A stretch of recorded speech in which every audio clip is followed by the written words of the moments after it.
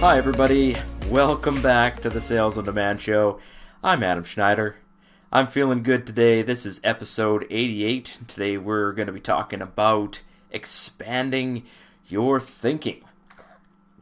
If you listened to episode 87, it was a little bit of a rant about the lockdowns and the current culture of, let's call it, fear pornography, I guess you could call it that.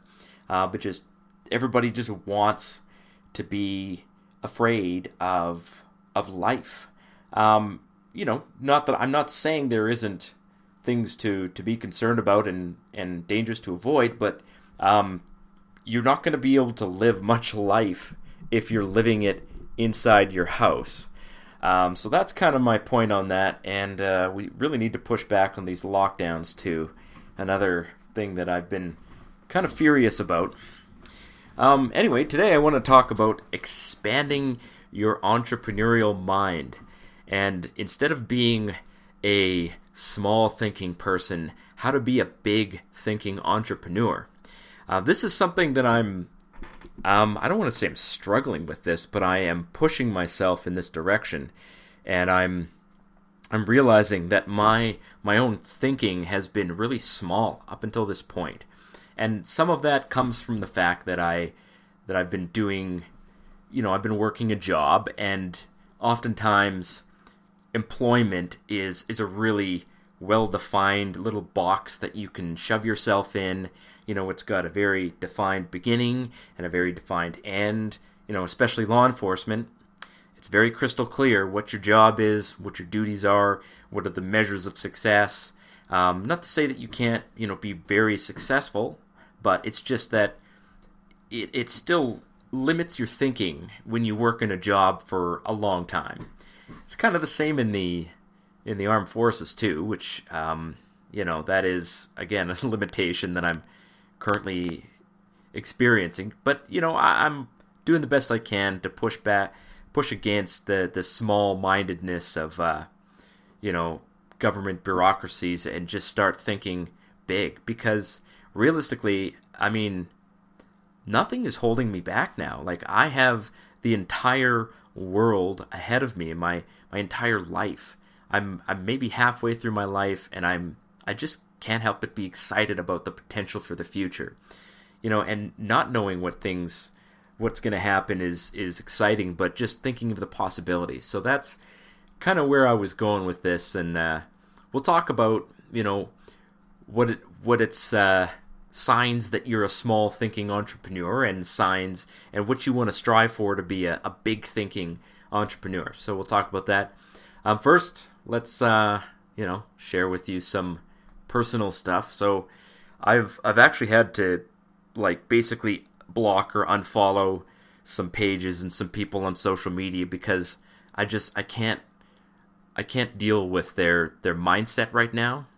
They're just basically living in this world of fear and panic about viruses, and they're talking about lockdowns and how we should follow the science, and everybody's recommending it must be a good idea, even though that's not true on either end of that. So I've had to unfollow those people because every time they post something, it gets my blood boiling, and I can't hold myself back. I have to say something, and people are like, "How come you're always commenting about stuff?" And I'm like, "Okay, well, fine. You know what? I'm just gonna disappear for a little while from your life, and hopefully, we'll still be friends, but I won't have to deal with this just feeling of angst every time I see you post something that makes me upset." So that's what I've been doing. Things are getting busy. Not like I want to pull my hair out and shove my face under the mattress busy, but they are getting busier, and that's a good thing. I was definitely expecting this, and I am planning for the rest of the year, but I'm also starting to plan for 2021. I'm noticing that things are already being canceled. So whatever happens this year is probably going to be things that I just make for myself to do, or my family. Like, we'll plan a trip and go because, large events that are being put on by other people are just not happening. there was an event that was canceled this year, and so they postponed it to next year in May, and they just announced that they've canceled that one too. So it's kind of like, a preemptive thing, and I guess I understand, it's a lot of work to plan these things, but at the same time, it's really frustrating because, these are things that meant a lot to me and my family, my daughter, and she, it's an unhappy year. So I'm going to make my own 2021. I'm not going to wait for someone else to, plan out my year for me. I am going to plan it out for myself, and I'm going to make it a good year. 2020 for me has been a hard year, but a good year. And I'm choosing to see the bright side of things because there has been a lot of good things happen this year. And even though it's been hard, there's still a lot of opportunity. A lot of opportunity. And you guys are on the forefront of that opportunity. And what I'm seeing for selling, online selling, is it's blowing me away. So I will talk about that, of course. So what is selling? Well, lots of things are selling. I have seen my Etsy store in particular just explode. I am up 400% over last year, maybe 350% to 400% from 2019 just on Etsy. My Etsy store has now outsold Amazon, and not even just a little bit. It's double what I'm getting on Amazon, which Amazon is a little bit slow right now. It was up a bit, and now it's down a bit. So I don't know if that's who knows. 2020 is going to be a strange year, but my prediction is that there's going to be an enormous surge of sales, probably from the 1st of December all the way till the end of December, and it's just going to be great. In any case, even though people might not have as much money as they would like, there's still tons and tons of buying going on. Of course, masks are still selling. I'm still selling the same volume of masks as I always have been, and maybe 50% more. People will be buying masks as gifts. So if you have some mask ideas and you're like, oh yeah, I don't know how, maybe I'll put this up, maybe it's too late. It's not too late. It's not too late, and it's not going to be too late going into next year. So put up those masks. And if you want to know what ideas to sell for masks, I do have an episode all about, what you can put on a face mask to sell. I'll summarize that for you, text and pictures. So yeah, get those up. Also, customized items are killing it. Now, I want to point out too, we are still a number of days short of Black Friday, Cyber Monday. Black Friday, Cyber Monday are going to be very likely one of the biggest selling days ever, but maybe not as huge as it has been in the past, because what they're doing now is not Black Friday as in the actual date, but Black Friday week. So, of course, this is what's happening. So, I mean, just like Boxing Day turned into Boxing Week and then Boxing Month, well, Black Friday has turned into Black Friday week, which, is fine with me because it does kind of spread out the sales a little bit more. Getting like 200 sales in one day probably would, it would be a startling and difficult thing to deal with, for me particularly. But, if you get 50 over 4 days, that's better. So that's coming up pretty quickly here. So get your things listed, and don't think that just because Black Friday is coming or if it's past or whatever that you've missed the boat. You haven't missed anything. We are literally coming into the biggest selling season of the year. People will be buying brand new listings, old listings. It doesn't matter. If you listed it yesterday, somebody might buy it. In fact, it's a fantastic way to find out what's going to sell and to build your listings for 2021. If you're just starting right now, you've really started at a good time. It's much better than summer because you can add listings during the summer and you don't really know what's going to sell.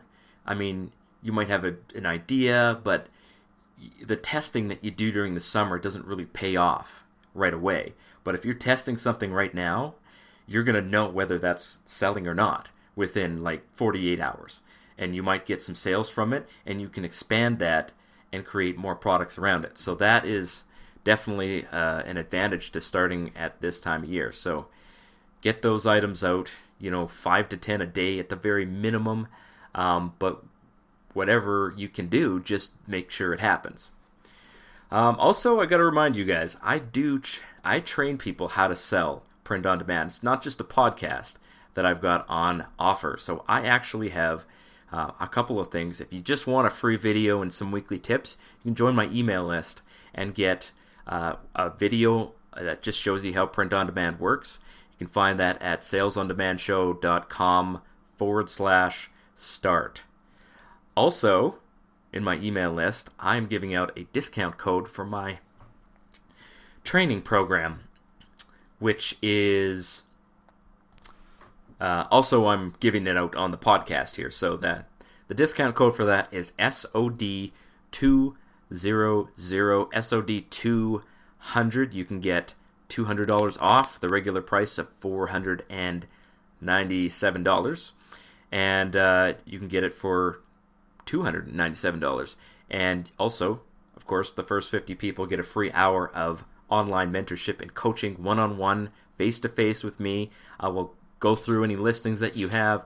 I'll help you get your Amazon connected. I'll help you get your Etsy started. Whatever it is that you would like me to do, that's included when you sign up for my training program, plus that $200 discount. You can find that at salesondemandshow.com/AZ.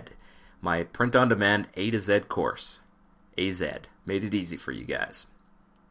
All right, well, let's talk about small thinking. So I'm going to give you guys some things that people do when their mind is small and restricted. So small thinking people, they complain that things are hard. They get irritated when someone gives them advice because, they know what they're doing, and who are you to give me advice?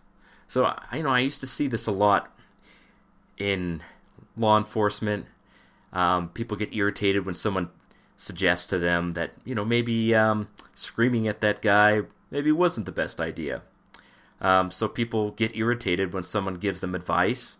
Maybe you see this a lot, maybe with new parents. And you know what? Maybe it's a little bit understandable. But when someone's in business and someone gives you advice, if the first thing you do is you get irritated about that, then you might be a victim of small thinking. Small thinking people also give up when things go wrong. And you know what? Things will go wrong. It's not a matter of if, but when. Even in an industry like print on demand, where the things that go wrong are pretty small, things can go wrong, like Etsy can shut down your store, and then you got to try and get it back. In fact, I have been seeing people getting shut down, but being successful at getting their store back because they persisted, and they phoned Etsy. There's actually a phone number. That phone number and the email address is actually in my training if you want to know what that is. But people give up and they say, well, maybe I just never, I guess I can't sell on Etsy. And then they lose out on a whole bunch of customers that are just sitting there waiting for them because they gave up when something went wrong. They also expect big results from very little effort. So I was guilty of this as well, because when I first started selling print on demand, my original goal was to stop working. I was working in a job that I just hated, and it was grinding me down, and I was like, I need to get out of this, I need something. And so I thought, okay, I started in March, and I was like, all right, by November, I have to be full-time doing this. Well, of course, that didn't happen. But, there did come a point where the results that I'm getting from my effort is huge. But I'm also putting in quite a bit more effort. I'm really digging deep to find good ideas. I'm putting in the time. I'm in front of my computer from 7 o'clock in the morning or thereabouts till like oftentimes 10 in the evening. I'll take breaks for meals. I'll go and have a walk, maybe a nap in the middle of the day. I'll play a game or something like that. But I am putting the time in, and it's paying off for me. Small thinking people also blame other people when they get poor results. So you see this quite a bit, when a supplier puts out a product that's just not very good quality, they get really angry about this, and they blame the supplier. I've been guilty of this too. I've had some products be shipped out, and I'm like, somebody sends me a picture, and I'm like, that's what you got? That's terrible.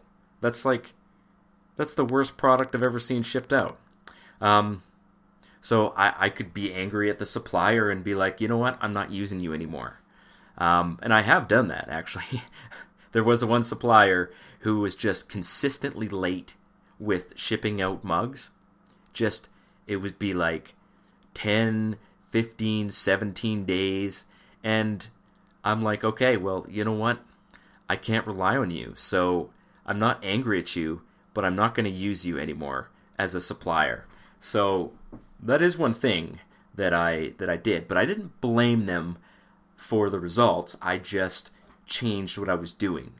I didn't get angry at them, and I didn't quit. I just made an adaptation in my business. So small thinking people also, they want to be comfortable.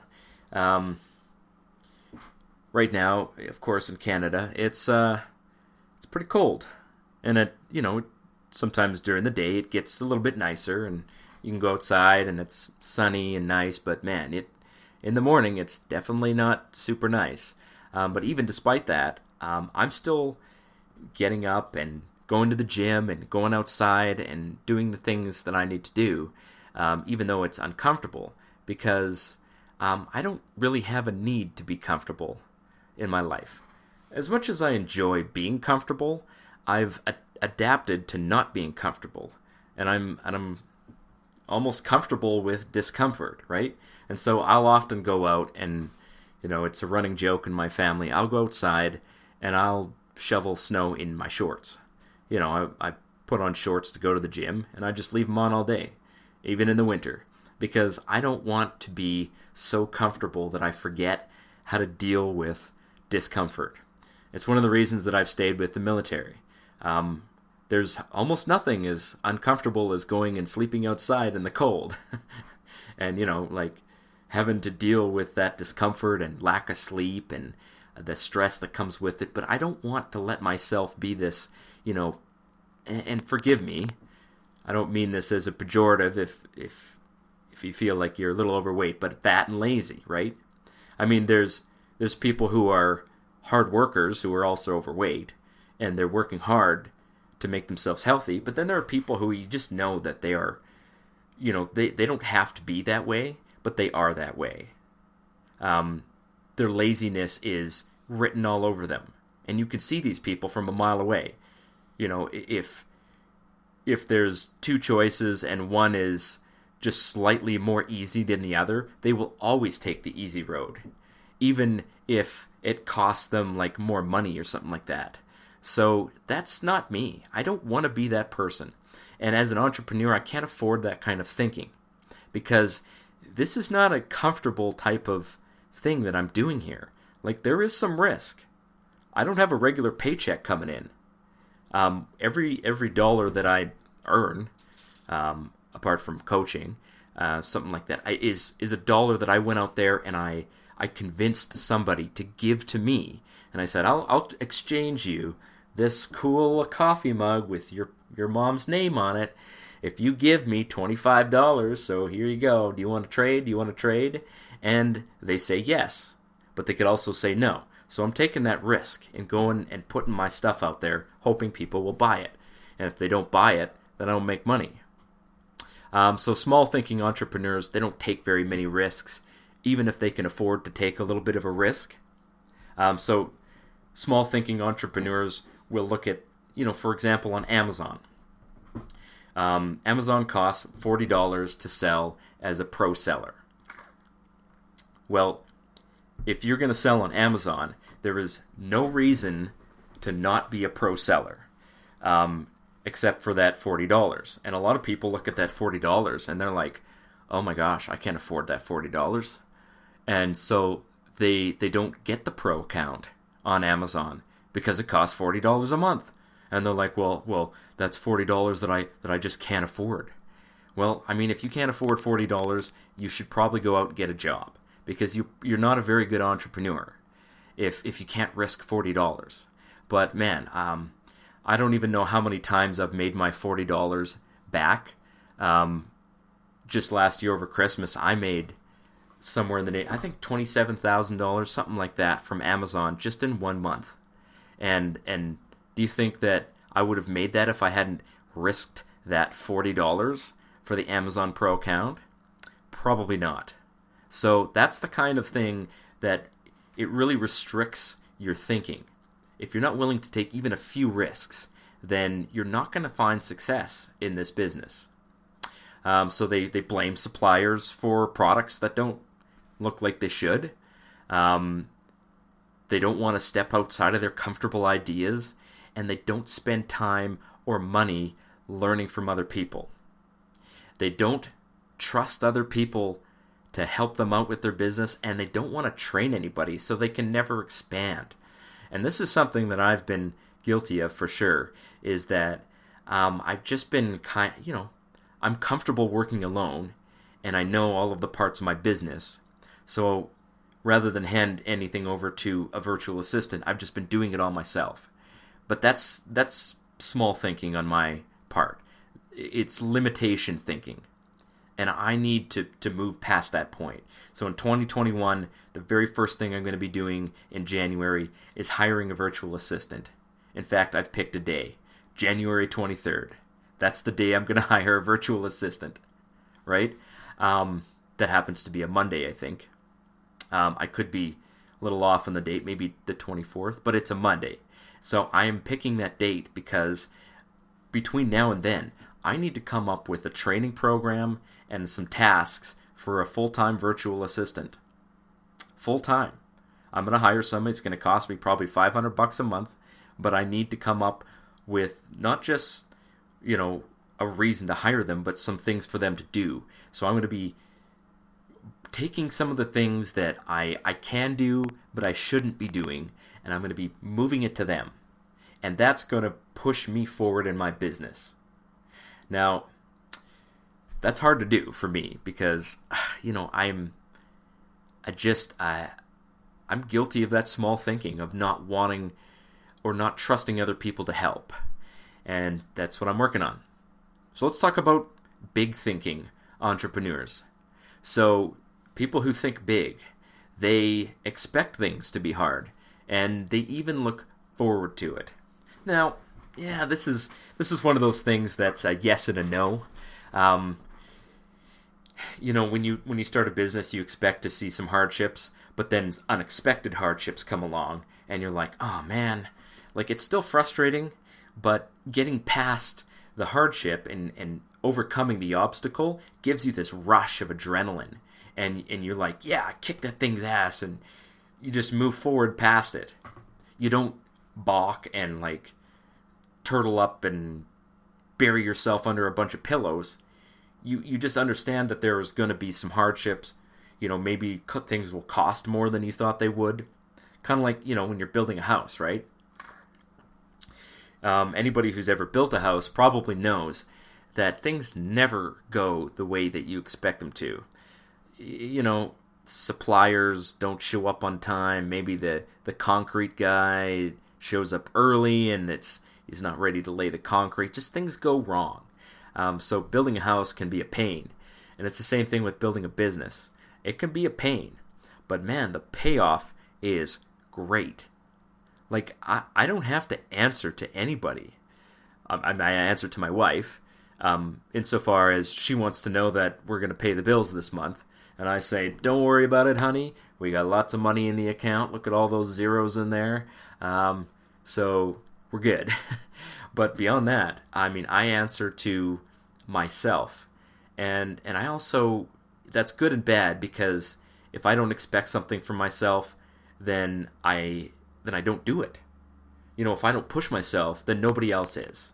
So even though I'm only answering to myself, that can be a good and a bad thing. So big thinking people in that vein, they beg other people for advice and mentorship. They understand that even though they might be really highly motivated, they still need other people around them to bring them up, to lift them up from where they were and put them somewhere better. And this is something that I'm both doing and I am seeking out in other people. So now that I've gotten into a higher level of business, I'm starting to see that there are things I can do in the future that are going to add not just value, but they're going to build a solid and sustainable business for me going forward. And I won't talk too much about those things now because it would take too much time, but I've got some plans. And I have sort of alluded to some of these things before, but this is the year to make those things happen. Not just in this podcast, but just in life in general. So big thinking people also, they never give up. They might stop doing something because it's not working for them, but they don't give up. They don't just throw their hands up and walk away from all of the things, right? A big thinking person is never going to walk away from their family because they understand that family relationships are hard, marriage is hard, but the value that they're building in that family is something that lasts forever. So they don't give up on things just because it's hard or because it's causing them pain or something like that. They work around that. They fix the problems rather than run away from them. They also understand that it's their value that creates results, right?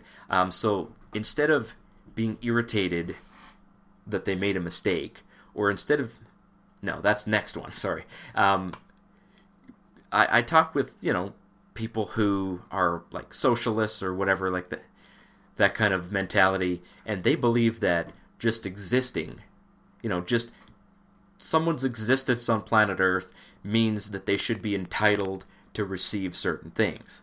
Now, I give to the poor and people who they need something. Like if friends of mine are like, hey, listen, man, I don't have a lot of food this month, I will happily give them. I don't even lend money to people. I just give it away because I have that money and I have it away to give. But at the same time, I don't think that any person deserves, special benefits just for existing. The value that you give to the world should be paid back in like wages or profits or something like that. I think we should take care of the poor, but we should not be creating this culture in the society of people who are like perfectly comfortable not working at all, where they have cell phones and a car and an apartment and they don't have to do anything to earn that. And in my business, I understand that I get paid based on value that I create, not based on the time I spend creating it. So, when I put out a customized listing, for example, I charge $4 more. That's kind of my baseline. And I charge more for that customization. And people are paying it. They are paying the money. And you know how long it takes me to create that listing or to the product? With most of my customized listings, it takes me about 45 seconds over and above the normal amount of time. So I get paid $4 extra for 45 seconds of work. And that's because I'm creating value. It's not the time that I'm getting paid for. I'm getting paid for the value. And if I don't create the value, I don't get paid. Right, so they also learn from their mistakes, even if they didn't make them themselves. And this is big, guys. This is huge. If someone else makes a mistake and it's your business, you pay for that mistake, right?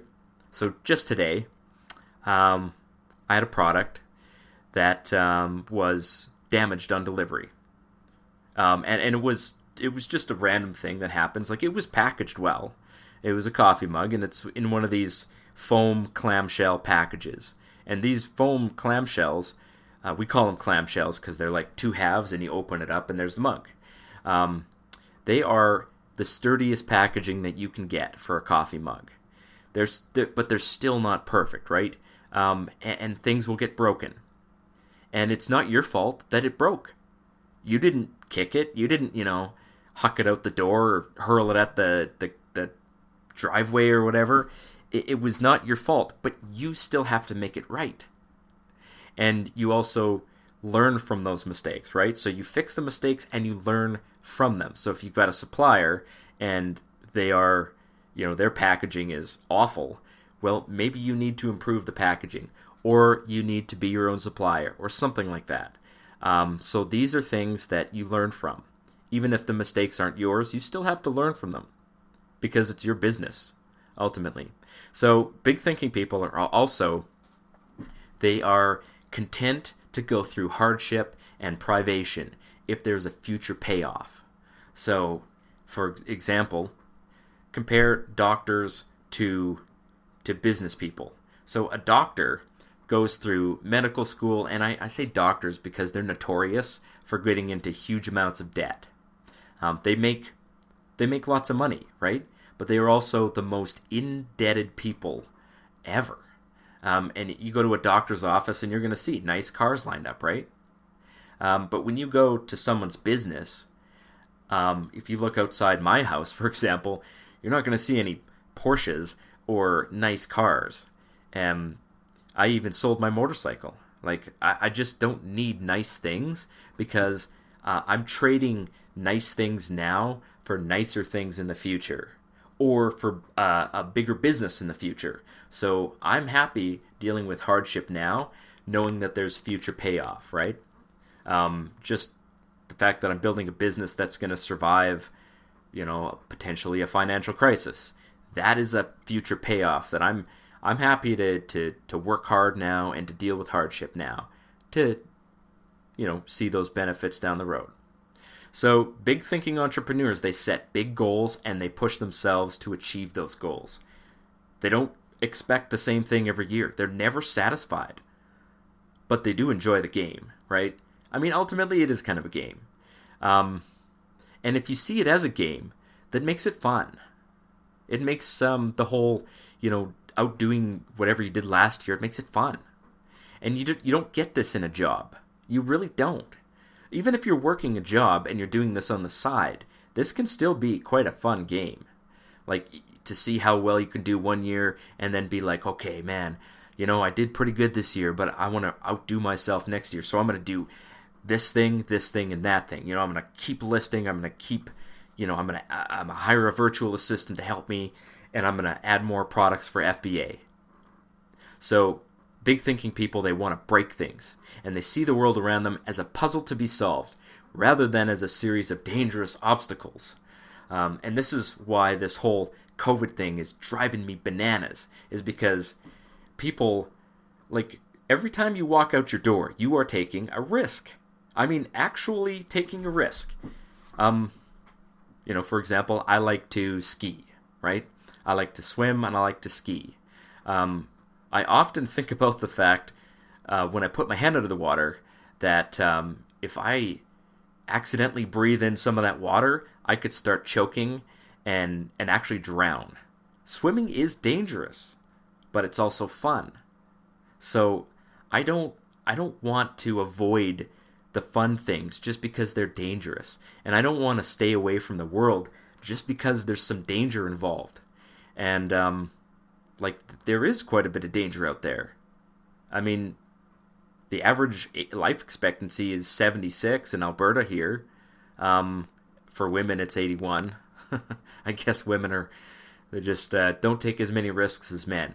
But I mean, oftentimes those calculated risks, they make life worth living. And I mean, it says something about 2020 that just going and visiting your family, people see that as being this enormous risk. Like going and speaking with family members, having a meal with people that you're related to is seen as this unacceptable risk. But think about the alternative. Like, you never see these people again? What kind of a person would never see their family again with hopes that they would live a little bit longer? I don't know what kind of a person that is, and I don't want to be that kind of a person. My grandfather has made it clear to me he wants to see his grandkids. And I've said, okay, well, yeah, we'll bring them. And if you're comfortable taking that risk, then I'm comfortable doing it. So my parents have said the same thing. So they're taking a risk to see us, but it's worth it. Life is worth living. So those are people that think big. So the last thing I'll say about big thinking people, and this is more for me, is that they know the value of building a team and they make that a priority. So that's something to think about. And maybe you're a brand new seller and maybe a lot of this is just way over your head. That's fine, because you got to start somewhere, right? But whatever it is that you've been thinking about, I can almost guarantee you it's not big enough. Maybe you were hoping to make $100 a week from this business. And maybe that's what you're capable of right now. Maybe you're just capable of making 1 or 2 sales a week right now. But if that's the limits of your thinking, you're not going to last in this business. You've got to start thinking bigger. And you've got to see this as, a series of steps. You're gonna hit one step and then you're gonna look for the next one. And the next one might be really high. You might have to take a running leap at it and, hang on for dear life and climb up, and it's going to be hard. But it's worth it. It's worth it. So think big. I guess that's the summary here, is don't be a small thinking person. It's just not worth it. All right, guys. Great to have you listening. Yeah. Get out there and kill it. We'll talk to you on the next episode. Cheers.